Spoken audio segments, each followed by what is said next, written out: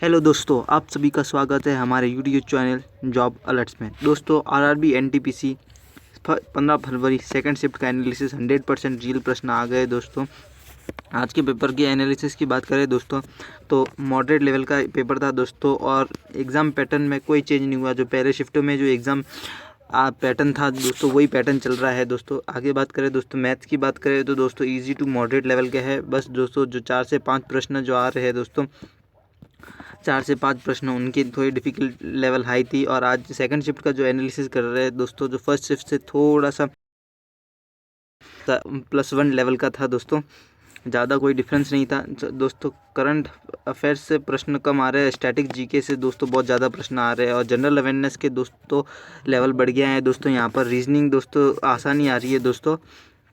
चलिए दोस्तों, एक प्रश्न की ओर चलते हैं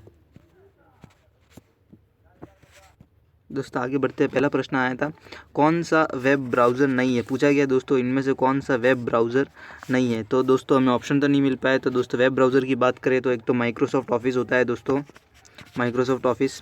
दूसरा होता है दोस्तों लिनक्स होता है, एक लिनक्स होता है, एक मैक ओएस होता है, मैक का ओएस होता है दोस्तों। अलग अलग वेब ब्राउज़र सॉरी दोस्तों, क्या बोलते हैं, इसमें वेब ब्राउज़र पूछा गया है, ना कि ऑपरेटिंग वेब ब्राउज़र पूछा है। तो दोस्तों, वेब ब्राउज़र कौन कौन सा होता है? ब्राउज़र जैसे क्रोम हो गया, मोजिला फायरफॉक्स हो गया दोस्तों, और भी होते हैं दोस्तों। सफारी होता है, एप्पल के लिए सफारी होता है। आगे बात करते हैं दोस्तों, वेयर डिड मतलब कहाँ बेटी बचाओ बेटी पढ़ाओ योजना कहाँ से शुरू हुई? पूछा गया है दोस्तों, जो बेटी बचाओ बेटी पढ़ाओ योजना है वो कहाँ से शुरू हुई? तो कहाँ से शुरू हुई दोस्तों? पानीपत हरियाणा से शुरू हुई, हरियाणा से शुरू हुई थी। तो दोस्तों, कब शुरू हुई थी? 22 जनवरी 2015 में शुरू हुई थी, पानीपत से। आगे बात करते हैं दोस्तों, सबसे ज़्यादा सिक्किम राज्य के मुख्यमंत्री कौन बना? मतलब पूछा गया जो सिक्किम राज्य है उनका सबसे ज़्यादा मुख्यमंत्री कौन बना? तो दोस्तों, कौन बना?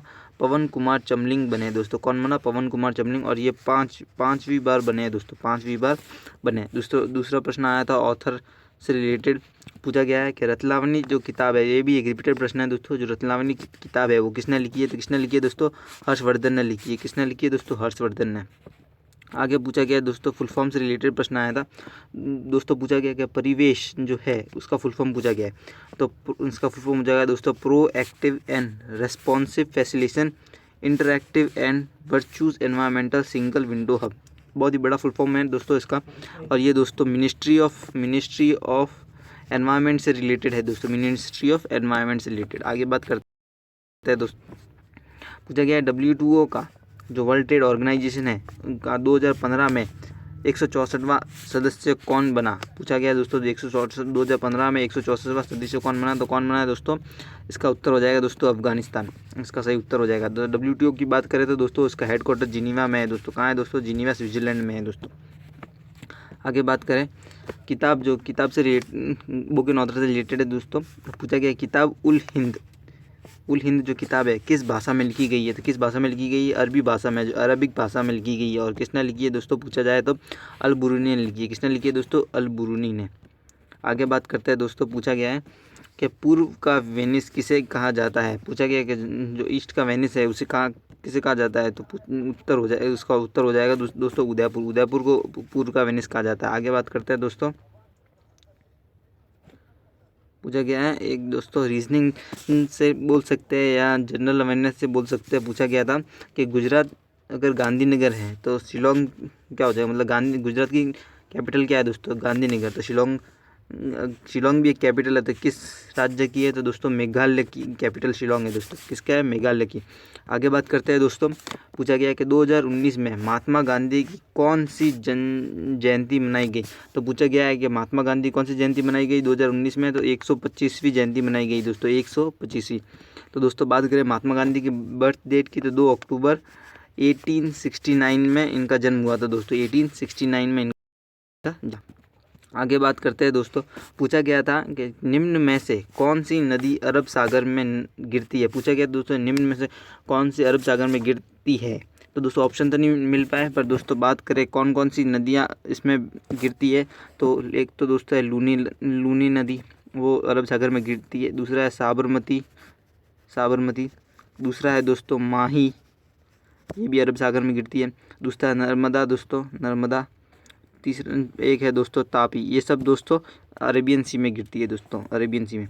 आगे बात करते हैं दोस्तों, पूछा गया है स्टार्टअप योजना है जो कब शुरू की गई, तो कब शुरू हुई गई, तो 15 अगस्त 2015 में शुरू की गई थी, 15 अगस्त 2015 में। आगे बात करते हैं दोस्तों, ये भी फुल फॉर्म से रिलेटेड है प्रश्न है, गगन का फुल फॉर्म पूछा गया है, तो इसका फुल फॉर्म हो जाएगा दोस्तों जीपीएस एडेड जियो ऑग्यूमेंटेड नेविगेशन।